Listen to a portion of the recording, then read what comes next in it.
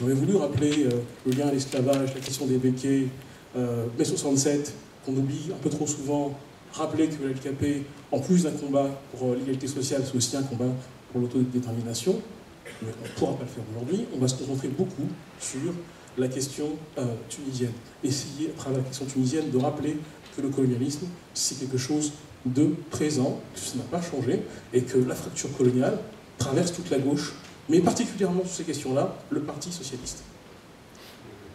Pourquoi? Alors il y a d'abord le personnel politique. Donc, vous avez un enfant du pays, un enfant de Tunis, qui est le maire de Paris, qui est né, qui a grandi en grande partie en Tunisie, qui, entre le moment où commence la révolution menée par ces diplômés chômeurs, comme on les appelle, qui est une révolution vraiment par la base, jusqu'au moment où Ben Ali s'en va, ne dit rien, garde un silence assourdissant sur ce qui se passe en ce moment-là. Il ne dit rien durant cette période, mais durant toute la période du temps qui s'est passée, il a été un soutien inconditionnel du régime Ben Ali et de tout ce qui va avec. Et quand il prend la parole, enfin ce soir-là, où Ben Ali s'en est allé, la première chose qu'il dit, c'est qu'il en appelle à l'armée. Voilà les leçons que le personnel politique du parti majoritaire qui se veut encore hégémonique tend à dire au moment où nous sommes confrontés aux événements en Tunisie. Mais au-delà de la question de Hanoï, moi je vais prendre un autre cas. C'est le cas du sénateur des Bouches-du-Rhône, président du Conseil général des Bouches-du-Rhône, M. Guérini. M. Guérini, qui a été l'un des plus grands soutiens du RCD. Il a, au sein du Parti socialiste, été l'un de ceux qui a défendu le maintien au sein de la classe socialiste du RCD, le parti qui était au pouvoir. Il a été celui qui a reçu, avec les honneurs, énormément de responsables tunisiens, dont le ministre de l'Intérieur, qui était poursuivi notamment pour crime. Et il est celui qui, et c'est ce que je voudrais mettre en avant, il n'y a pas que la diplomatie d'État qui a failli en Tunisie. Mais c'est que de temps en temps, quand la gauche était au pouvoir au niveau des collectivités territoriales, et là en l'occurrence du Conseil général, elle a lancé énormément de programmes de coopération avec la Tunisie. Le monde des affaires tunisien qui était sous la coupe de la famille Travelsy. Mais au-delà de ces questions purement personnelles, deux personnels politiques, qui ne sont pas minimisés. Je rappelle que j'ai des copains qui étaient en Tunisie, qui me rappelaient à ce moment-là, qui étaient en Tunisie au moment de la Révolution, qu'une prise de parole forte de Delanoë aurait eu un impact sans précédent. C'est peut-être trop mettre en avant qui est Delanoë, mais en Tunisie, à Tunis, c'est un grand personnage. Mais il y a un autre sujet. J'ai grandi en banlieue à Garges-les-Gonesse.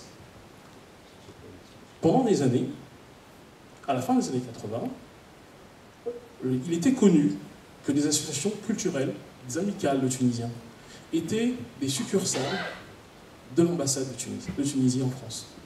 Et pendant des années, mes amis tunisiens, mes amis franco-tunisiens, me disaient que tel vieux du quartier était financé dans des logiques de pacification sociale, en banlieue.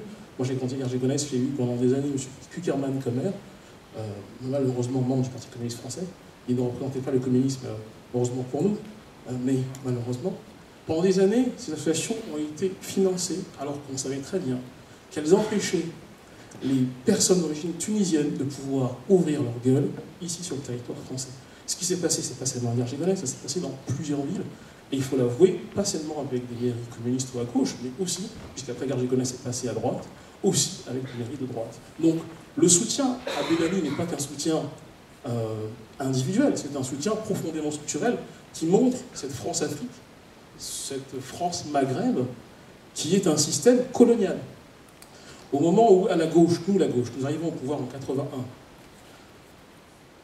ici nous serons tous d'accord pour reconnaître que nous avons refusé, ne sommes pas de mémoire, de dénoncer le consensus de Bretton Woods. Ces conséquences n'ont pas été simplement pour nous la rigueur, 83 et patati et patapata. C'est pas que ça. Si on en revient à la question du colonialisme, ça a eu des conséquences directes, et je reprends le cas de la Tunisie pour essayer d'expliciter ce que ça veut dire. Concrètement, ça veut dire quoi?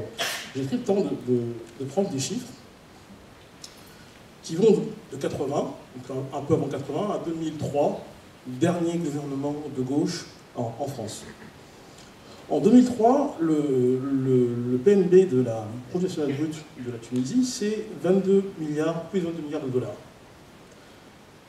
La dette tunisienne, la dette que la Tunisie a contractée, s'élève à 27 milliards de dollars.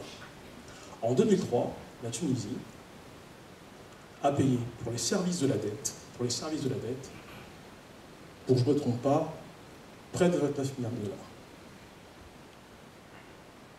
Elle a payé pour l'encours de la dette près de 4 milliards de dollars.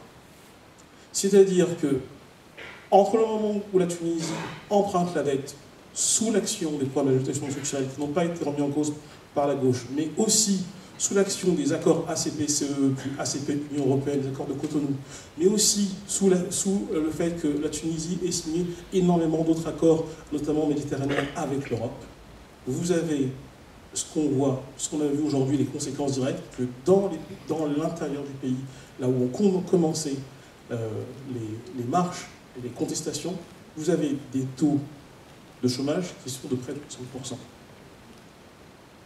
Structurellement, vous avez donc là une évidence qui est d'autant plus forte que, et là on revient en personne, au-delà du fait que la gauche ait refusé de remettre en cause le consensus de Bretton Woods des années 70. Le Parti socialiste a malheureusement adhéré à ce qu'on appelle le néolibéralisme, le capitalisme globalisé.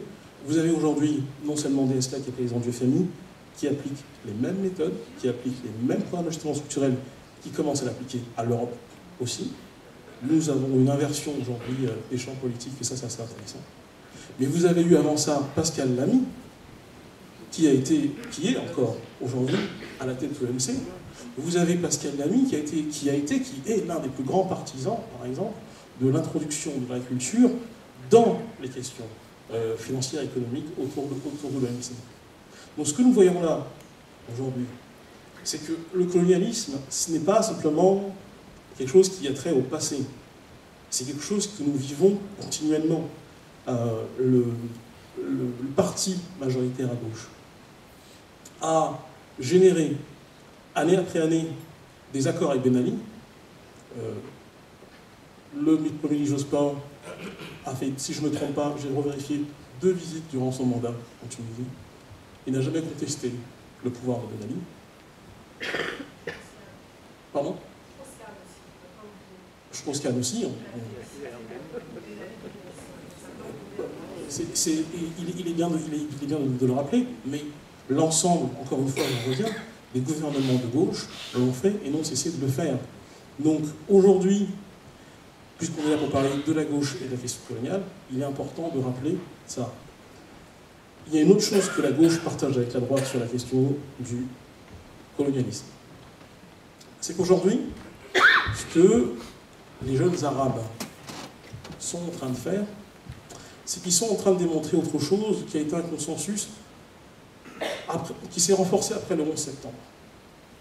C'est de vouloir faire croire que ce qui se passait au Maghreb était acceptable parce que c'était ça ou l'islamisme.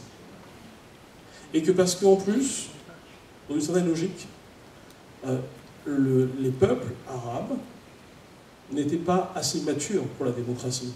Et que dès lors, entre le péril islamiste que beaucoup ont défendu, parce qu'après on pourrait parler justement de la laïcité, du fait qu'au sein du Parti socialiste, beaucoup tendent à confondre islam et islamisme, qualifier l'islam de fascisme vert et d'autres choses. Pour beaucoup, la plus grande crainte a été de dire mais Ben Ali, c'est comme Ali Maginot, c'est un rempart à l'islamisme dans le Maghreb. Que Moubarak, face aux frères musulmans, c'est un rempart face à l'islamisme. Cette logique-là, cette idée-là, qui a aussi des conséquences dans la manière dont on peut concevoir la laïcité ici, est en train de tomber. Et ce que font tomber les révolutionnaires actuels, arabes, ce n'est pas seulement le pouvoir de Ben Ali, mais c'est un pan entier aussi des pouvoirs français. Parce que la France-Afrique, qu'elle soit en Tunisie, au Maroc, au Cameroun par exemple, ou au Congo, c'est un système qui nourrit les élites de ces pays. On apprend que le camp Moubarak, 70 milliards de dollars de fortune, Moubarak 40 milliards de fortune, que Ben Ali, c'est entre 15 et 20 milliards de dollars de fortune. Et que ça, tout le monde le savait. Que la Libye, c'est un président fou, mais un président fou qui était suffisamment intéressant pour qu'on lui vende des rafales, qu'on essaie de lui vendre des centrales nucléaires, et surtout qu'on signe des accords de gestion de l'immigration avec rétribution financière.